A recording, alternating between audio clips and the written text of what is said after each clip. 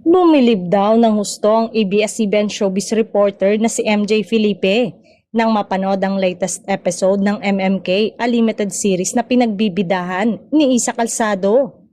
Napanood ni MJ ang episode ng pinamagatang The Stepmother Story sa I1 TFC at sobrang nagustuhan daw niya ito. Maayos daw ang pagkakalahad ng storya, napaka-responsible daw ang handling ng bawat eksena. Isa naman daw sa pang-award na performance ito ni Isa. Hindi ko po ito napapanood sa streaming pero bukas, May 31, 2025, Sabado, ay maipapalabas na ito sa Kapamilya Channel. Dagdag pa nito. Maganda ang record ni Isa sa iconic na drama anthology na MMK, ang huling television free-to-air or conventional television appearance ni Isa Calzado sa ABS-CBN ay para sa Mars Ravelos Darna noong 2022. Tuloy-tuloy kaya ang pag-appear ng aktres sa Kapamilya Network? Maaalalang nagbalik nga ang aktres na si Isa sa Kapuso Network matapos ang ilang taon.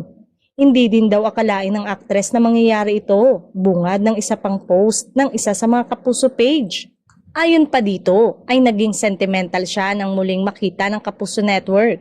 Nagsimula sa Kapuso Network ang showbiz career ni Isa.